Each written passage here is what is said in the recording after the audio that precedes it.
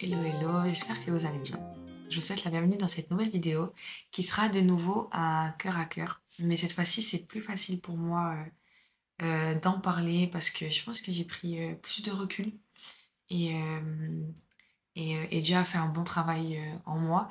Et je vous avoue que je me réjouissais de faire cette vidéo parce que déjà, je voulais vous remercier. Vous remercier parce que en fait, ça me touche trop. On est aujourd'hui 1000 personnes, enfin il y a plus de 1000 personnes qui ont décidé de suivre United Chat sur YouTube. Et c'est vrai que moi j'ai du mal à réaliser que c'est réel, qu'il y a vraiment des personnes qui ont adhéré à la vision de ce projet-là. Et enfin c'est toujours particulier parce que quand c'est les projets des autres, c'est plus facile de réaliser parce qu'on ne se rend pas compte de l'interne de ce que eux ils vivent pour en arriver là. Et pour moi qui suis dedans, c'est vrai que parfois j'ai du mal à réaliser que certaines personnes ont apprécié, ont aimé et adhèrent à la vision que Dieu m'avait mis à cœur. C'est pas forcément facile et ça me touche trop. Je voulais aussi vous remercier pour tout le soutien que vous avez apporté à travers vos commentaires, à travers vos messages sur Instagram. J'ai lu tous les commentaires. J'ai pas forcément répondu à tous les commentaires, mais j'ai lu tous les commentaires. J'ai pu échanger avec certains d'entre vous sur Instagram et j'ai trop aimé les échanges que j'ai eus. Je suis nulle pour répondre. Parfois, je suis nulle pour répondre, mais j'ai essayé de faire l'effort de vraiment répondre et honorer aussi le temps que vous avez pris aussi pour m'encourager parce que ça a été vraiment un encouragement. Ce qu'il faut savoir, c'est que dans la période où la vidéo de mon témoignage est sortie, je voulais arrêter une activité. C'est une période compliquée et je voulais vraiment arrêter en fait. Arrêter parce que j'avais l'impression de... Je sais pas, j'y arrivais plus. J'y arrivais plus et puis j'avais l'impression de me battre dans le vent. Et en fait, quand cette vidéo, dites-vous que moi je pensais ça allait faire 400 vues. Genre vraiment. Je pensais que, ben voilà, que, et je ne minimise pas les 400 vues parce que pour moi, une vue, c'est une personne et c'est énorme. Mais je pensais pas que cette vidéo toucherait autant de personnes et que j'aurais autant de retours et que Dieu allait autant travailler à travers cette vidéo-là, à travers mon témoignage. Et c'est ce qui m'a fortifiée.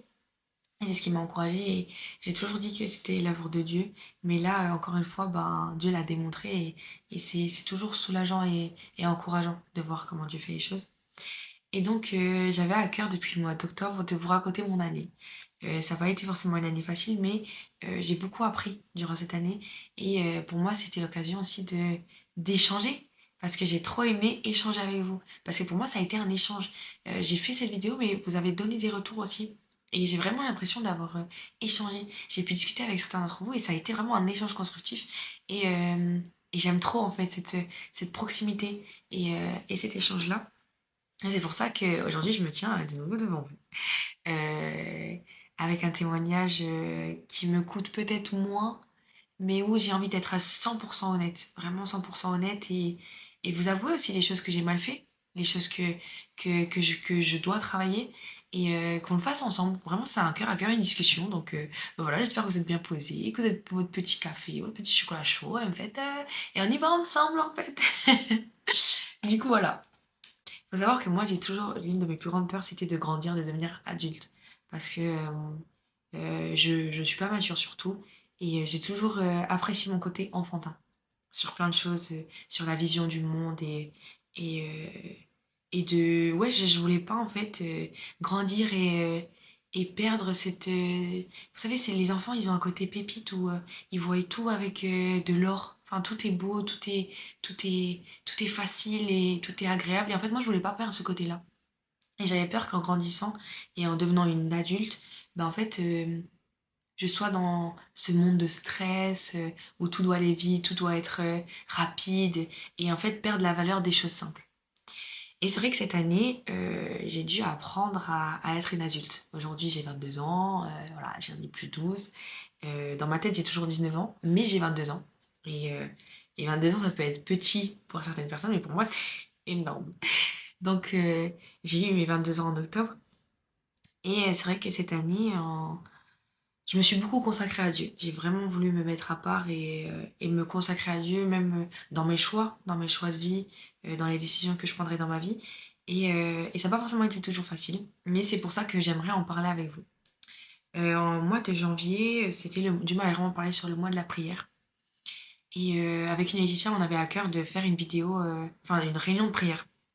Une réunion de prière où vraiment on sentirait le feu et vraiment que ce soit pas une réunion de prière de plus ou de moins, mais que ce soit vraiment une réunion où on va à la rencontre de Dieu et on va à la rencontre de ce que lui il attend.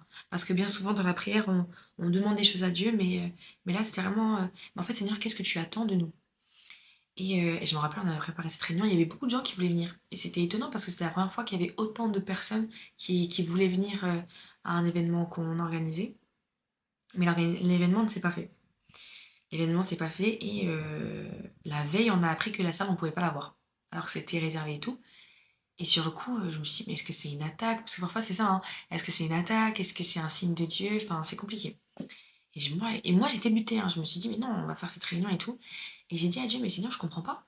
Je comprends pas, qu'est-ce que tu veux faire? Qu'est-ce que tu attends de nous? Et Dieu m'a dit, écoute, Kétia, si tu veux avoir une réunion de prière, selon moi, tu dois avoir une vie de prière, selon moi. Et j'ai pris une claque parce que j'ai compris que Dieu voulait que j'aille à un autre niveau dans mon intimité, tout simplement avec Dieu. Et ça m'a remise en question. Et je me suis examinée. Et c'est vrai qu'à cette période-là, j'étais en couple à ce moment-là. Et je crois réellement que Dieu n'était pas le premier. N'était pas le premier à 100%. Il n'était pas le premier tout le temps. Et je crois que c'était ce que Dieu voulait me dire, qu'il voulait que je sois le premier. Enfin, qu'il soit le premier, pardon. Et j'ai pris un temps de prière. Et il y a un jour où je me suis assise et, euh, et j'ai cherché la face de Dieu. Et j'ai toujours servi Dieu à travers l'école du dimanche depuis mes 14 ans. Et j'avais fait des photos une fois avec les enfants où une des photos, c'était une photo de Jésus de profil qui criait et qui s'était écrit «J'ai payé le prix pour toi». Et ce jour-là, j'avais fermé la porte. J'avais fermé ma porte, comme dans Matthieu 6. Et j'étais rentrée dans ma chambre, j'avais fermé ma porte et j'étais allée voir mon Dieu. J'étais allée voir mon papa. Et je sais pas pourquoi, je me suis levée et je suis retombée sur cette photo qui était sur mon bureau en fait, parce que j'avais un sous-main où il y avait cette photo-là. Et je peux pas vous expliquer, je me suis mise à pleurer. Je me suis mise à pleurer parce que j'ai réalisé que oui, Dieu il avait payé le prix pour moi. Et je le savais, il y a plein de moments dans ma vie où il y a eu ces moments où, bah, vous savez, parfois on sait que Dieu a payé le prix pour nous, mais parfois Dieu on le revit. Je sais pas comment expliquer. Mais ce jour-là, je l'ai revécu et par rapport à certains péchés que j'avais fait et tout, j'ai vraiment compris que Dieu voulait me dire, mais Kétia, j'ai payé le prix en fait, et maintenant il faut que tu te pardonnes, que tu te pardonnes à 100% puis que tu rentres dans la grâce en fait que je t'offre. Et j'ai pleuré et j'ai pleuré, j'ai pleuré. Et en fait, ce qui était beau dans ce moment-là, et je sais que j'oublierai jamais ce moment-là, Dieu m'a remontré mon année 2023, et des étapes clés où j'étais par terre, où je pleurais, où je criais à Dieu, où j'allais pas bien. Et j'entendais Dieu me dire, mais tu vois, même dans ces moments-là, je t'ai aimé. Et ça m'a trop touchée parce qu'il y a une fois où c'est vrai qu'il y avait un jour où j'allais vraiment pas bien. Et j'étais toute seule chez moi et je pleurais. Et Dieu me remontrait ce moment-là. Parce que ce jour-là, j'avais vraiment, vraiment pleuré. Et Dieu me disait, mais tu sais, Kétia, dans ce moment-là, je t'ai aimé. Et dans tous ces moments-là, je t'ai aimé et j'ai continué de t'aimer. Et ça m'a vraiment touchée. Ça m'a trop touchée et je me suis dit, mais c'est vrai, Seigneur. Et là, c'est vraiment cet esprit qui est venu me convaincre de l'amour qu'il avait. Je crois que le Saint-Esprit il nous convainc de justice et de péché, mais je crois aussi qu'il nous convainc de son amour. Et ce soir-là, Dieu est venu me convaincre de l'amour qu'il avait pour moi. Et il l'a fait tout au long de l'année. Et c'est pour ça que j'aimerais vous en parler pour vous encourager et vous dire que Dieu nous aime et qu'il a un amour réel pour nous et qu'il est fidèle. Moi, c'est vraiment, cette année, Dieu m'a vraiment montré sa fidélité. Et c'est hallucinant. Et c'est pour ça que j'ai vraiment envie de vous en parler parce que s'il le fait dans ma vie, je crois qu'il le fait aussi dans votre vie. Et parfois, on a besoin de se dire, eh oh, ça va pas. Mais n'oublie pas que si les circonstances n'ont pas changé, la fidélité de Dieu n'a pas changé non plus. Et donc, à partir de là, bah, dans mon intimité avec Dieu, je suis passée à un autre niveau. Et ça m'a fait grandir et ça a été des moments de qualité. Vous savez, quand vous voyez vos amis et que vous êtes trop content parce que vous avez passé un temps de qualité avec eux, bah là, ça a été la même chose, mais avec Dieu. J'ai vraiment passé des temps, et cette année, ça a vraiment été des temps difficiles, mais avec Dieu, des temps de qualité. Et je suis trop reconnaissante de ce que Dieu a fait et je lui rends gloire parce que c'est énorme. Et c'est pour ça que j'ai envie de vous en témoigner parce que je veux te dire, mais avec Dieu, on a des temps de qualité. Chaque moment qu'on va passer avec Dieu sont des temps de qualité parce que Dieu est un Dieu de qualité et il nous a fait avec de la qualité. Quand on voit le corps humain, moi j'ai toujours été dans les soins, dans la santé, on a été créé à l'image de Dieu et Dieu veut qu'on ait des connexions de qualité. On prend beaucoup de temps pour beaucoup de choses, pour le travail, pour ceux qui sont au travail, pour l'école, pour ceux qui sont à l'école. Aussi pour la famille, c'est super important de passer du temps avec la famille, avec les amis, d'avoir des temps pour soi. Mais c'est aussi super important et c'est essentiel et c'est vital de passer du temps avec Dieu, d'avoir des temps de qualité. Et, euh, et donc voilà, et je vous dis ça parce que aujourd'hui, quand je mets toutes les pièces du puzzle de ma vie, c'est hallucinant comment Dieu est précis, comment Dieu est minutieux et comment est un Dieu de qualité.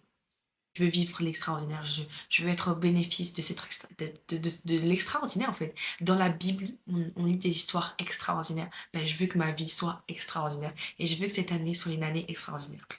Et ben je peux vous le dire, elle l'a été. Elle l'a été. Elle a été extraordinairement difficile, mais extrêmement ordinaire. Enfin, je peux parler. Elle a été extraordinairement bénéfique pour ma vie et pour la suite de ma vie et pour la vie que je veux construire et je suis reconnaissante. Le mois d'avril a été le mois de la confiance en Dieu dans l'épreuve. Et ben, je vous le dis, ça n'a pas été facile. Et ça a été un mois très compliqué. Très compliqué, où j'ai dû faire des choix par rapport à ma vie, où j'en étais. Et puis, j'ai été confrontée aussi au choix des personnes qui étaient dans ma vie. Et, euh, et vous savez que sur le coup, parfois on vit des choses difficiles, surtout là, c'est plus l'aspect relationnel. Souvent on dit, ah ouais, mais telle personne m'a blessée, telle personne m'a fait du mal, ou telle personne m'a trahi. Et cette année, oui, j'ai été blessée, je me suis sentie trahie et j'ai été blessée, mais j'ai aussi blessé. Et vous savez qu'aujourd'hui, si je peux vous en, et c'est ce qui m'a poussée à en parler, à faire cette vidéo, c'est que si aujourd'hui je peux en parler autant librement, c'est parce que j'ai réalisé aussi que moi aussi j'ai fait du mal. Et, euh, et je rentrerai pas forcément dans le détail parce que ben, je veux aussi respecter ben, le privé de ma vie et le privé des relations que j'ai vécues avec certaines personnes. Mais c'est pas forcément mettre en lumière ce qui s'est fait ou ce qui s'est pas fait, mais mettre en lumière aussi moi où j'en étais et les erreurs que j'ai fait. Et ça, pour moi, c'est super important. Cette année, moi, j'ai été dans une relation de 2 ans et demi où, ben voilà, ça s'est arrêté au mois d'avril. Mais, vous savez, sur le coup, vous pensez tout le temps, ouais, mais la personne m'a fait mal, elle m'a fait du mal, la personne m'a fait du mal, la personne m'a fait du mal, la personne m'a fait du mal. Ok, la personne elle t'a fait du mal. Mais toi, est-ce que t'as fait du mal? Et je vous promets que j'ai réalisé que oui. J'ai réalisé que oui et je rends gloire à Dieu pour cette relation parce que cette relation, c'était ma première relation. J'ai vraiment aimé cette personne. Je sais qu'elle m'a vraiment aimé en retour. Et c'était une relation que aujourd'hui je trouve magnifique. Non pas parce que je vais finir avec cette personne-là, non pas parce que je vais me remettre avec cette personne-là, mais parce que à travers cette relation, Dieu m'a fait grandir. Et je bénis Dieu, je bénis la personne avec qui j'ai été. Et même encore aujourd'hui, on est en très bons termes. Et je suis reconnaissante. Je suis reconnaissante parce que quand j'ai rencontré mon ex, c'était dans la période du décès de mon frère. J'avais énormément de traumatisme de ma vie, de certaines choses que j'avais vécues. Et c'est vrai que j'allais vraiment pas bien. J'allais vraiment pas bien de par le fait que j'avais perdu mon frère, de par le fait qu'il y avait beaucoup d'événements qui s'étaient passés après le décès de mon frère qui avaient été très difficiles à encaisser. Et j'ai vraiment, il y a eu un avant et un après. La personne que j'ai été quand j'avais 19 ans et la personne que je suis maintenant que j'ai 22 ans, elle a énormément changé, elle a énormément évolué et je suis extrêmement fière de ce que Dieu a fait dans ma vie. Vraiment à travers cette relation-là. Parce que j'ai beaucoup appris.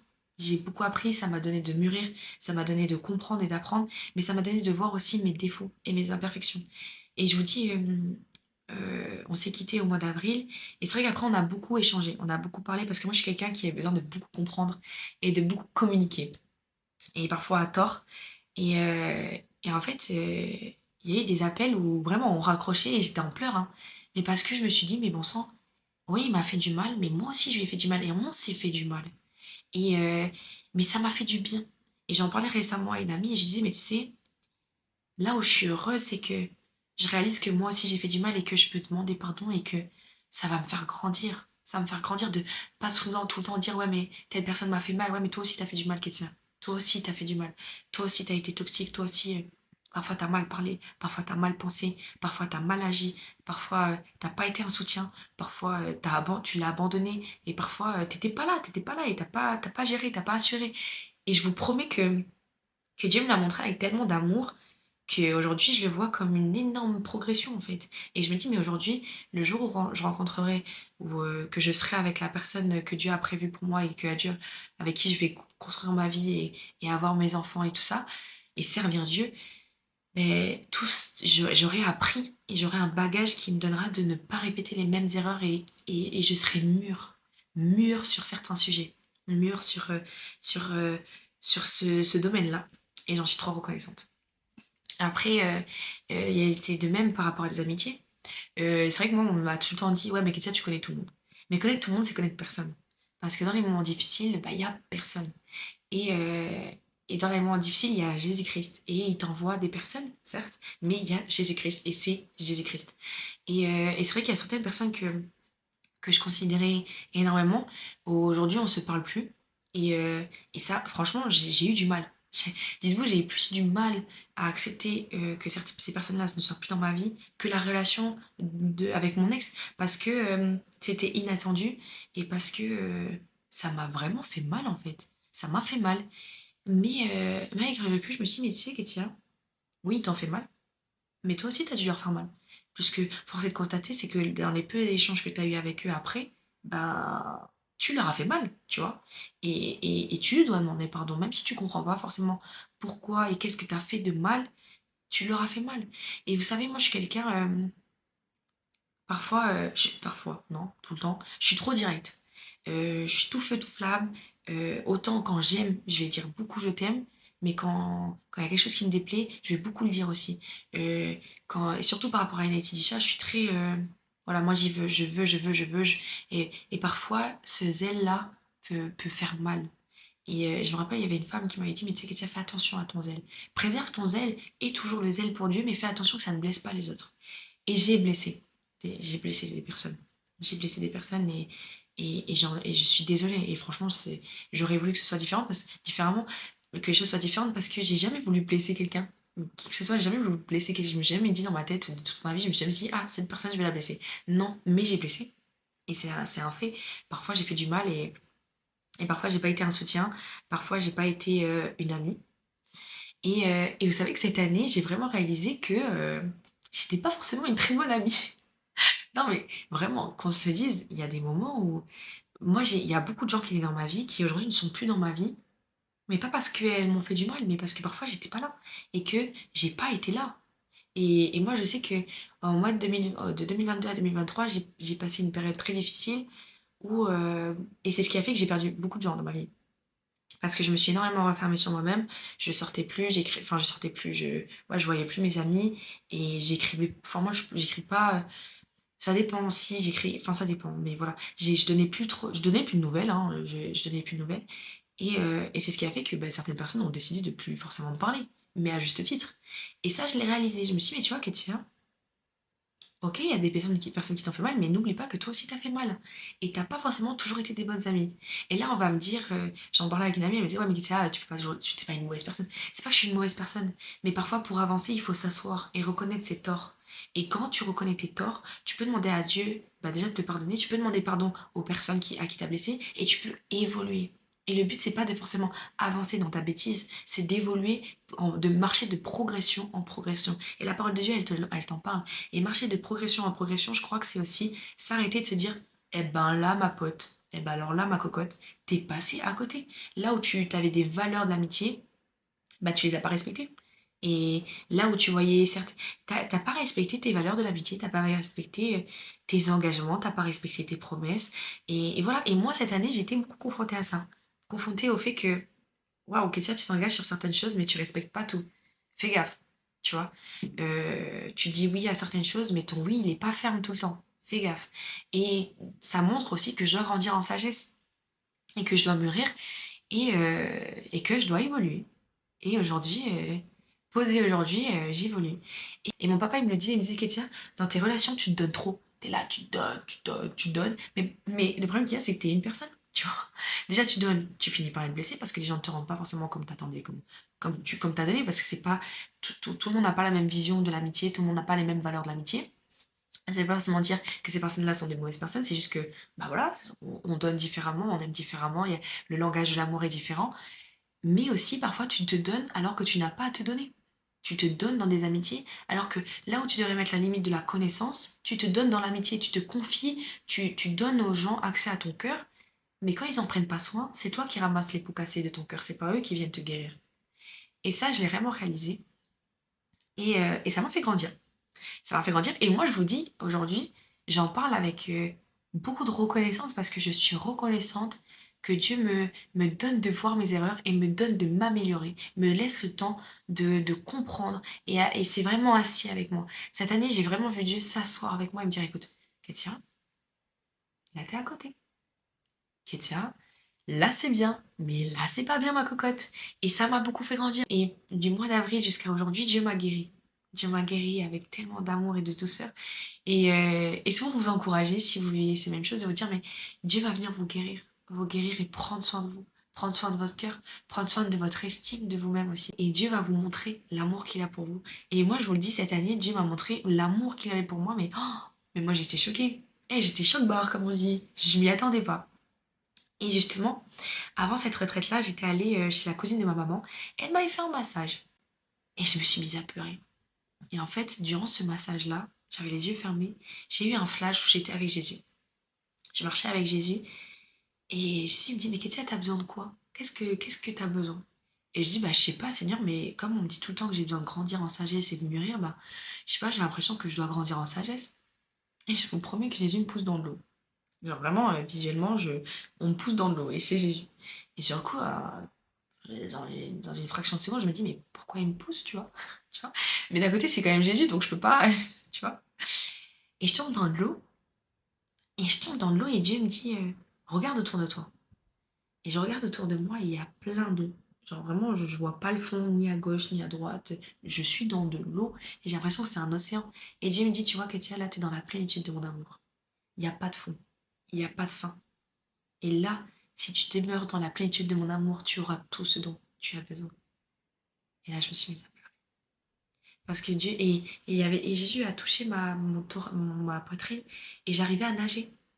J'arrivais à nager, à respirer sous l'eau. Et je vous dis, parfois, et je me rends compte que je demandais de la sagesse, mais Dieu il voulait surtout que je m'aime. Je demandais à être meilleure pour les choses que Dieu me demandait que je sois et que je fasse, mais Dieu voulait surtout que j'ai conscience de son amour.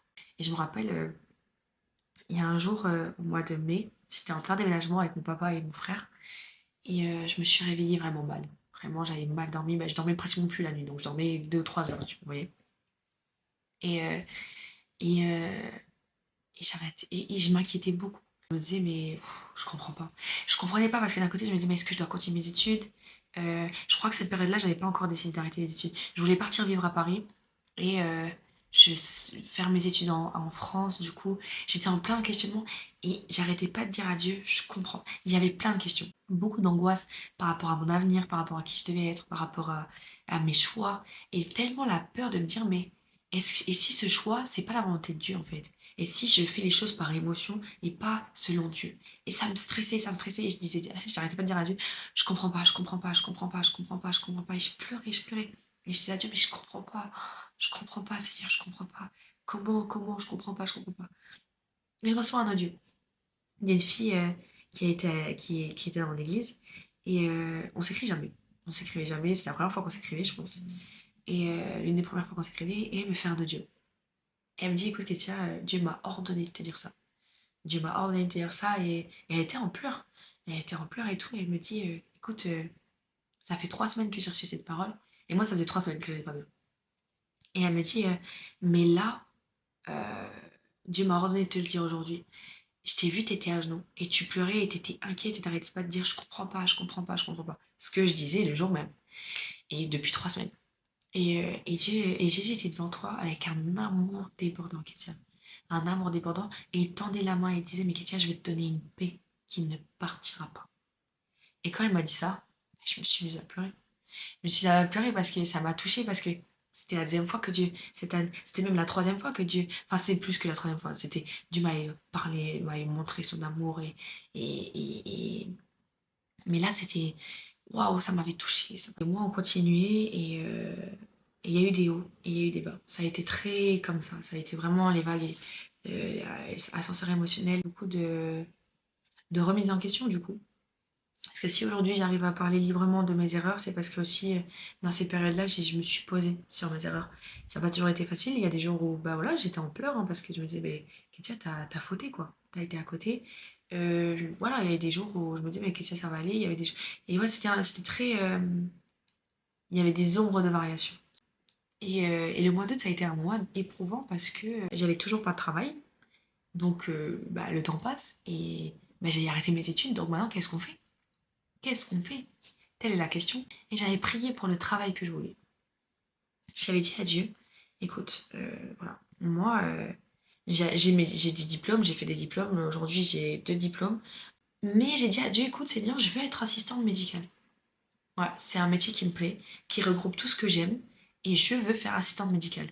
Euh, et je veux travailler dans un cabinet où je veux travailler soit pour un chirurgien, soit pour un pédiatre. Et en plus de ça, je veux être dans un cadre chrétien où ma foi en Dieu ne dérange pas et où on peut exprimer librement notre foi. Et j'ai prié. Et je sens que Dieu veut que je postule. Et je postule et tout. Et je postule pour plein de cabinets. Je pense que j'ai postulé dans 50 cabinets, pour vous dire. Et en plus de ça, moi, bah, j'habite en Suisse et je voulais vraiment postuler dans une ville en particulier. Parce que dans cette ville-là, j'ai toujours voulu y travailler et j'aime énormément cette ville-là et j'aimerais y habiter. J'ai toujours dit, j'aimerais trop habiter dans cette ville, c'est une de mes villes préférées de la Suisse. Et j'avais postulé essentiellement dans cette ville-là. Et le temps passe. Le temps passe. Le temps passe. Et je reçois que des réponses négatives. Mais ce jour-là, j'avais dit à Dieu, écoute, je te loue comme si j'avais ce travail. Et pour avoir des témoins, j'avais écrit à mes amis, j'ai dit, mais vous verrez, je trouverai un travail. Je le trouverai, ce travail, je l'aurai. Et, euh, et je dis à Dieu, écoute, je te louerai comme si j'ai déjà ce travail. Et du coup, je fais ma journée et tout, mais je reçois que des réponses négatives. C'est ça aussi. Pas de travail. Et je me dis, ok. Et j'avais une opportunité sur Paris euh, que j'aurais pu saisir et qui m'a conduit. J'avais un poste, on m'avait proposé un poste qui n'avait rien à voir avec tout ça, mais qui aurait pu correspondre à ce que je voulais et qui correspondait hein, sur le papier à ce que je voulais. Et du coup, je suis rentrée en Suisse, mais j'ai été perdue. J'étais perdue parce que il y avait des angoisses, j'étais pas sûre, il y avait plein de doutes, d'incertitudes, et je voulais vraiment prendre le choix de Dieu. Pas prendre le choix qui m'intéressait, mais prendre le choix de Dieu. Mais d'un côté, j'en avais qu'un, puisque j'avais qu'une seule possibilité à ce moment-là. Et on en parle avec ma famille et tout, et je suis pas sûre de moi, je suis pas sûre de mon choix, je suis dans les doutes. Et en fait, tous ces doutes, ça a été une année compliquée, l'accumulation de toutes ces années, parce que ça, cette année 2024, elle a été compliquée parce que c'est l'accumulation de toutes mes années de vie qui se sont revenues en pleine figure, où tu réalises tes erreurs, tu réalises les choses que tu as mal faites. Et d'un côté, bah, tu veux avancer de l'avant, mais voilà, t'avances pas quoi. T'avances pas parce qu'un travail, ça, c'est quand même important. Et, euh, et en plus, moi j'avais des projets pour Reality Disha. Je me dis, mais Seigneur, ces projets-là, je peux les concrétiser que si j'ai un travail, donc je comprends pas. Et là, j'étais perdue. Et je me rappelle, j'étais allée voir mes amis, elles, c'est vraiment des amis. Des amis avec un grand A et que j'aime de tout mon cœur. Et, euh, et j'étais allée voir ses amis et mon papa, il m'avait amenée. Et il me dit, mais Kétia, t'es perdue. Et j'ai dit, ouais, là, oh, franchement, c'est la première fois de ma vie que je suis perdue. Parce que j'ai toujours su ce que je voulais faire de ma vie. J'ai toujours su depuis que je suis petite, j'ai toujours su où je voulais aller, ce que je voulais faire, combien d'enfants je voulais avoir. Non, mais tout, j'ai toujours tout su. Mais là, je savais plus rien. Et je vois mes amis et franchement, je vais pas bien. Et moi, j'ai du mal à montrer facilement que je vais pas bien. Mais là, je leur dis, écoutez, les amis, je vais pas vous mentir, là, je suis par terre. Là, qu'on se dise, je suis par terre. Et ça les inquiète. Ça les inquiète et d'un côté ça les inquiète pas parce qu'elles connaissent ma vie, elles savent que Dieu a toujours agi, mais d'un côté bah ça leur fait mal de... Je pense que c'est plutôt ça leur fait mal de voir à quel point je vais mal. Et ce jour-là j'allais vraiment pas bien. J'ai dit là franchement là je vais pas bien. Mais j'ai dit mais vous savez ce qui est fou? c'est que je sais que Dieu, là, au moment où je vous parle, me regarde en rigolant.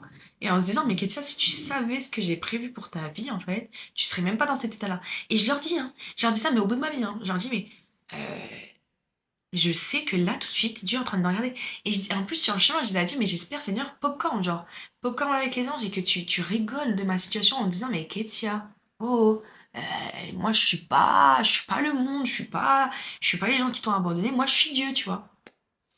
Et je leur dis, mais j'en suis sûre que Dieu, il me regarde en me disant, mais Kétia, mais si tu savais, si tu savais. Et je vais dormir chez une amie que je considère comme ma grande sœur et tout, on parle, elle me dit, tu verras, tu vas trouver du travail, Kétia. Et ça me donne un élan d'espoir, mais d'un côté, j'ai pas de travail, quoi. Voilà, quoi. Et je dors et je me réveille. Et chaque jour, je me réveille en me disant, purée, j'ai toujours pas de travail. Ça me saoule. J'avance pas, j'ai pas de travail, quoi. Et, euh, et je rentre. Et mon père, il vient de nouveau me chercher. Il était 8h du matin. Et j'avais mal dormi. Je me dis, écoute, Kétia, franchement, là, ma créa tombe. Et quand mon frère est décédé, Dieu m'avait dit, tu n'auras plus jamais besoin de crier pour que je t'entende. Et c'est une promesse qu'il m'a fait pour me dire que dans chaque moment de détresse, il serait là en fait. Et sa main n'est pas trop courte pour délivrer ses enfants dans la détresse. Et du coup, euh, je crie à Dieu. Et je dis à Dieu, mais je vous dis, hein, j'étais dans ma chambre, et je dis à Dieu, mais... Et moi j'ai un cadre dans ma chambre qui dit, c'est un verset dans Jérémie qui dit, je t'aime d'un amour éternel, c'est pourquoi je te réserve toute ma bonté. Et, euh, et je dis à Dieu, mais Seigneur, tu contrôles mes battements de mon cœur. Tu contrôles tout mon système nerveux, tout mon système corporel. Tu contrôles la pousse de mes cheveux. Tu contrôles l'oxygène pour laquelle je dois respirer. Je n'ai pas à m'occuper des battements de mon cœur. Je n'ai pas à m'occuper de ma digestion. Je lui dis, je lui parle, alors je vous promets, j'étais dans les détails. Et je dis, Seigneur, tu contrôles ça pour moi, mais pour 8 milliards de personnes. Sans compter les animaux, sans compter les plantes, sans compter le monde, l'oxygène et tout, sans compter la galaxie, et sans compter le royaume des cieux. Et Seigneur, tu peux pas me trouver un travail? Et je dis, mais Seigneur, tu peux pas me trouver un travail, genre juste un travail, juste un travail. Parce que là, le travail, je ne demande pas pour devenir esclave et esclave de maman. Je demande pour que cet argent, je puisse, bah, comme tout le monde, payer mes factures et qu'il y ait de l'argent que je puisse mettre pour ton service, Seigneur. Et que tu dis dans ta parole qu'il est bon de travailler. Je dis à Dieu, mais Seigneur. Et je dis à Dieu, mais s'il te plaît, Seigneur, mais vraiment, mais là, je crie à toi. Je crie à toi parce que t'es celui qui ouvre les portes que personne ne ferme et qui ferme les portes que personne n'ouvre. Là, tu vas me dire que tu peux pas me trouver un travail. Je dis, c'est pas possible, Seigneur. Le Dieu que je connais n'est pas celui qui me laisse sans travail. Mais là, je vous le dis en rigolant. Mais à ce moment-là, mais j'étais en train de pleurer. Je disais à Dieu, mais Seigneur, vraiment, vraiment, là, c'est pas possible. Et en plus de ça, je disais à Dieu, mais t'es mon papa. Mon papa. Genre, moi, quand je vais vers mon père, mon papa, euh, et que je lui dis, j'ai faim, il va me faire à manger. Je dis, mais toi, papa, mon papa, t'es mon papa, de mon papa, en fait, tu peux pas me trouver un travail. Et je vais dormir. Je vais dormir. Et, euh, et là, j'avais vraiment stimulé ma foi. Je dis, mais Seigneur, oh, pas que j'étais énervée contre Dieu, j'étais pas énervée contre Dieu, je suis personne pour m'énerver contre Dieu. Mais je dis à Dieu, mais Seigneur, tu m'as fait des promesses. Là, il y a un verset dans la Bible qui dit rappeler les promesses de l'Éternel. Mais je dis, mais Dieu, là, j'ai besoin de toi. Je me endors à 8h. À 13h, je me réveille parce que quelqu'un m'appelle. Et je sais pas qui c'est, je connais pas cet appel et tout, mais je sens qu'il faut que je réponde. Mais moi, je suis dans le coltard, je viens de me réveiller. Et vous savez, moi, quand je me réveille, bah, je pense que comme tout le monde, on a la voix grave et tout. J'appelle, et là, on me dit, oui, bonjour, c'est le cabinet, non, non, non, non. Je me réveille, j'essaie d'éclaircir ma voix le mieux que possible, et je me dis, attends, en fait. Et elle me dit, bah écoutez, on a reçu votre postulation, et j'ai quelques questions. Et j'échange avec cette femme et tout, et Vraiment un feeling mais fluide. Et moi, je voulais vraiment être... Pour moi, un travail, il faut être 100% soi. Et moi, j'avais pas envie de jouer un second rôle, je voulais être moi, telle que je suis. Voilà, la personne que je suis, j'ai pas envie de... Comme là, bah, je vous parle comme je suis, mais j'ai pas envie dans un travail où je dois être une autre personne que celle que je suis. Donc à l'entretien, bah, je lui réponds, mais comme si je parlais à une amie, quoi. Je lui réponds sans faux semblant, sans essayer de que ça plaise ou que ça plaise pas, vraiment en étant 100% honnête. Et elle me dit, écoutez, on aimerait vous voir en entretien aujourd'hui. Je dis, bah moi, techniquement, je peux venir. C'est juste que voilà, bah, je suis à 1 heure de route, mais je viens. En sachant que c'était dans le lieu, dans l'endroit où je voulais, et que c'était pour un chirurgien. Et moi, je voulais travailler soit pour un chirurgien, soit pour un pédiatre. Ok. Et que c'était dans la ville que je voulais. Je répète, parce que c'est un truc de fou, cette histoire. C'est digne d'un film, l'histoire. Et elle me dit, bah écoutez, on se voit demain. Demain, vous venez en entretien, et voilà. Je dis, ok. Et je passe mon entretien, et je sentais que j'allais avoir le chirurgien en question, et pas la femme que j'avais au téléphone. Et effectivement, je suis tombée sur le chirurgien. Mais un entretien, j'ai jamais vu ça de ma vie. Un entretien, mais j'ai jamais vu ça. Un entretien pépite, genre vraiment, j'étais 100% moi, 100% honnête. Mais le truc qu'il y a, c'est que j'apprends que mon patron est chrétien. Enfin, que bah oui, parce qu'aujourd'hui je l'ai eu ce travail, donc autant le dire. Que mon patron est chrétien. Et que la moitié des employés sont chrétiens. Est-ce qu'on se rappelle de la prière que j'ai fait avant? Est-ce qu'on se rappelle ou pas? Non mais. Et là, c'est le moment où derrière votre écran, vous vous dites waouh! Non mais c'est un truc de fou! Et je me dis non mais c'est un truc de fou. Et on échange et tout et là. Et il me dit bah écoutez, si là vous allez commencer lundi, un essai de 1 semaine. Si vendredi le travail vous plaît et que on sent que bah voilà, ça vous plaît et que vous correspondez à nos attentes, vous êtes engagé en CDI. En CDI. Alors j'ai dit c'est bon. Là j'ai dit c'est bon. Là c'est gâté. C'est gâté. J'ai dit adieu là c'est gâté. Là c'est bon. Là c'est trop fort ce que t'as fait. C'est trop fort. Et j'en revenais pas. J'en revenais pas. Je n'en revenais. Je suis trop contente. Et c'est le métier que je voulais, c'est pépite, pépite, franchement pépite, pépite. Je vous fais cette vidéo pour vous dire, mais demandez à Dieu. Mais là, euh, la période où j'ai eu mon travail, c'est une période où j'allais pas bien. J'allais pas bien, bah, comme je l'ai expliqué avant. Et ce qui est... Alors, j'étais trop heureuse pour mon travail, j'étais trop reconnaissante, j'étais trop reconnaissante. Mais je peux pas vous expliquer, c'est bête, mais moi je me disais que mon travail allait régler tous mes soucis. Tous mes soucis émotionnels, tous mes questionnements et nanana. Et ça n'a pas été forcément le cas. Parce que ça a réglé énormément de problèmes. Je voulais vraiment un travail et Dieu l'a fait et Dieu fait grâce et Dieu bénit et je suis trop reconnaissante. Mais il y avait des choses aussi que je devais travailler, il y avait des choses que je devais mettre au clair et il y avait des choses que je devais accepter. Et là où était ma difficulté, c'est que j'avais du mal à accepter. Tout à l'heure, je vous ai beaucoup parlé par rapport à mes relations, qu'elles soient amicales ou amoureuses, et j'avais du mal à accepter. Parce que là, aujourd'hui, je vous en parle avec du recul, mais ça a duré de avril, même de février à octobre. Et où j'avais du mal à accepter que certaines personnes ne soient plus dans ma vie et que... ouais, ça me faisait mal en fait. C'était le 1er octobre de cette année. Je suis rentrée en larmes. Je suis rentrée en larmes du travail parce que, ben, ouais, je me disais, mais en fait, il faut que tu acceptes que certaines personnes dans ta vie ne reviendront pas et qu'elles n'ont pas à revenir et que Dieu ne veut pas qu'elles reviennent. Et je me suis effondrée en larmes. Et je me rappelle, j'avais écrit à mon frère. J'ai dit, écoute, est-ce que t'es à la maison? Parce que là, franchement, ça va pas. Ça va pas, ça va pas, ça va pas. Et j'avais ouvert ma Bible et c'était dans Deutéronome qui dit, je sais plus c'est quoi le verset exactement, mais qui dit qu'en gros, Dieu nous abandonnera pas. Et qu'il marchera lui-même devant nous. Et j'avais écrit dans ma Bible en datant la date, et j'avais dit, et je m'étais écrit à moi-même, j'avais dit qu'Etia accepte que les gens doivent partir de ta vie. Accepte que les gens doivent partir de ta vie et que tu dois les laisser partir, et crois que Dieu est le chirurgien parfait de ton cœur. Et je m'étais endormie en pleurs, en plus ça avait inquiété mes parents parce que j'étais rentrée mal, et j'étais rentrée en pleurs, en pleurs, en pleurs, en pleurs, en pleurs. Et le lendemain, et je vais vraiment honorer cette personne-là, elle s'appelle Génicia, et si tu tombes sur cette vidéo, je te fais des gros bisous. Euh, j'étais au travail et franchement, ça allait pas bien. Franchement, j'allais pas bien. J'étais saoulée, j'avais mal. Et je reçois un commentaire. Je reçois un commentaire sur Laetitia, sur une vidéo de Laetitia. Et le commentaire c'est dit Salut ma belle Laetitia. Je paraphrase que je sais plus exactement mot pour mot. Mais en gros, accepte que les gens partent. Accepte que les gens partent parce que ce que Dieu voulait qu'ils fassent dans ta vie, ils l'ont fait. Et crois que Dieu va apporter de nouvelles personnes parce que Dieu croit en cette œuvre et Dieu croit en toi. Et je me suis mise à pleurer. Parce que c'était ma prière de la veille.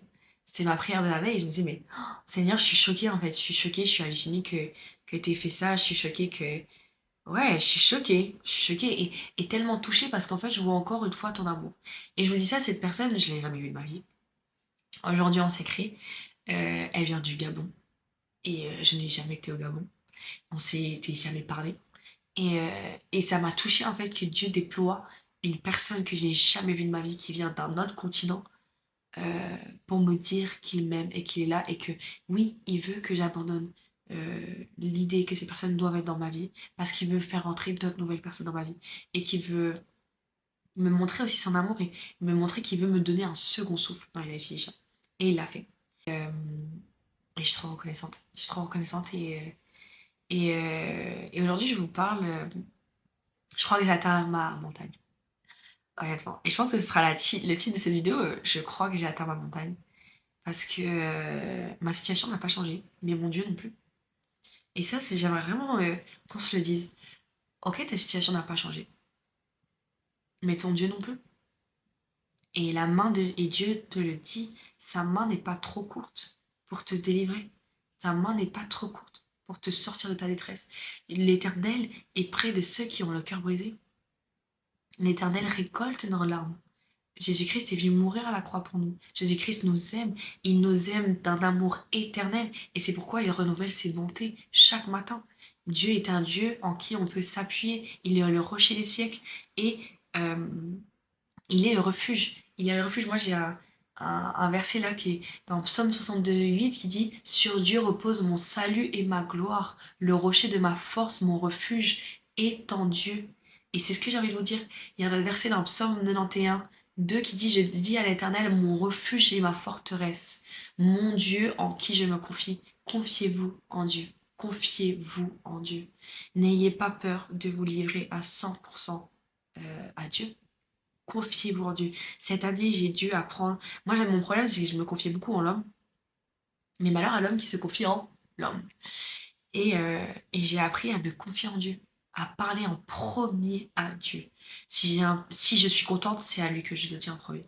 Si je suis triste, c'est à lui que je dis en premier. Si j'ai une inquiétude, c'est à lui que je dis en premier. Si je suis reconnaissante, c'est à lui. À lui. Et aujourd'hui, hein, on peut me dire ce qu'on veut, Dieu est mon premier. Je crois avoir atteint ma montagne. Je crois avoir atteint ma montagne parce que malgré le fait que ma situation n'a pas changé, Dieu m'a donné de vivre la reconnaissance. Et j'en parlais avec mon papa dernièrement. Et je crois que c'est Paul qui en parle des actions de grâce. Rendez des actions de grâce à Dieu. Et rendre des actions de grâce, c'est rendre un sujet de reconnaissance. C'est élever une joie et de l'allégresse envers Dieu. Et mon verset qui est là, Psaume 9, verset 3, qui dit Je ferai de toi le sujet de ma joie et de mon allégresse. Je chanterai ton nom, Dieu très haut. Un soir, je suis rentrée, j'étais pas bien. Hein.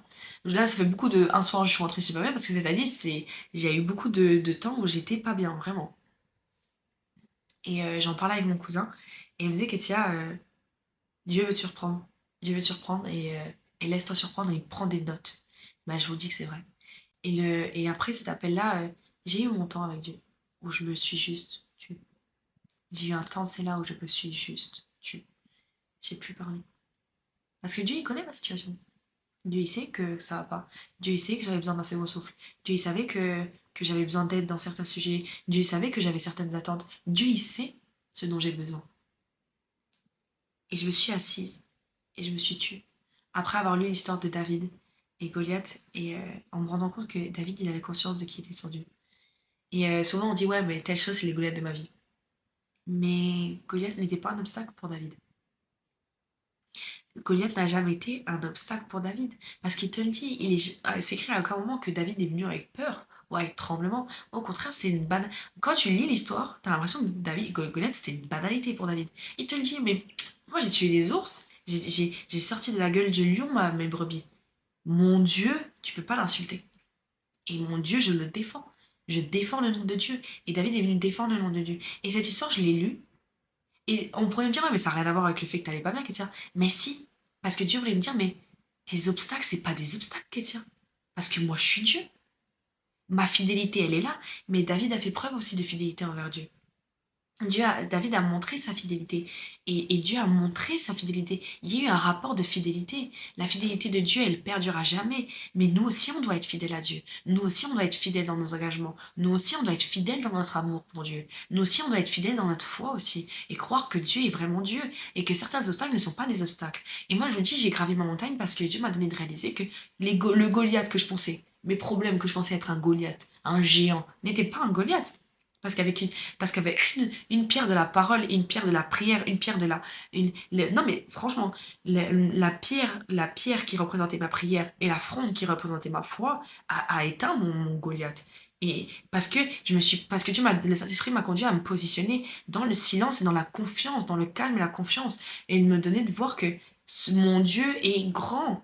Et notre Dieu est grand. Jésus-Christ est grand. Il est le roi des rois. Il est l'agneau. Il est celui pour lequel les anges le louent et nous devons louer Dieu. Et nous devons réaliser que Dieu est grand. Il n'est pas petit. Dieu n'est pas un Dieu que tu peux mettre des dimensions par rapport la pièce dans laquelle tu es, par rapport à la situation dans laquelle tu es. Dieu est grand. Dieu est grand et Dieu est puissant. Et c'est pour ça que moi, aujourd'hui, je vous fais ce témoignage avec tellement de joie. J'ai atteint ma montagne parce que Dieu est grand. J'ai atteint ma montagne parce que Dieu est puissant. J'ai atteint ma montagne parce que Dieu est amour. J'ai atteint ma montagne parce que le Saint-Esprit a été mon harnais qui m'a monté cette montagne, qui m'a aidé à gravir. C'est le Saint-Esprit est venu me nourrir au moment où j'avais soif dans ma montagne. Est venu m'abreuver quand j'avais soif dans ma montagne. Le Saint-Esprit est venu me protéger, être un parapluie aussi quand la pluie allait tomber. Est venu être... Dieu est grand. Ma situation n'a pas changé. J'ai des attentes et j'attends fermement les promesses que Dieu m'a fait parce que je sais qu'il répondra, parce que je connais mon papa. Et j'aimerais nous encourager à nous dire, ta situation n'a peut-être pas changé, mais ton Dieu non plus. Ça veut dire que ta joie, elle doit être encore plus forte. Parce que ton Goliath ne sera jamais plus grand que le Dieu qui est au-dessus de ta tête. Et le Dieu que tu as décidé de suivre et le Dieu que tu as décidé d'aimer. Mais le Dieu aussi qui a décidé de t'aimer, qui t'a aimé et qui s'est donné par amour pour toi. Je pense que c'est tout. Je vous remercie d'avoir regardé cette vidéo jusqu'au bout. Je vous remercie du soutien que vous êtes. Je vous remercie pour toutes les personnes qui s'abonnent. Je vous remercie pour toutes ces personnes qui like. Je vous remercie pour toutes ces personnes qui commentent. J'aime trop lire vos commentaires. Dites-moi si vous aimez ces vidéos longues sur des témoignages. Dites-moi si vous aimez les vlogs. Dites-moi qu'est-ce que vous aimerez. On va organiser des événements aussi petit à petit. On va vraiment se laisser conduire par le Saint-Esprit pour voir ce qu'il veut faire. Soyez bénis. Ciao, ciao!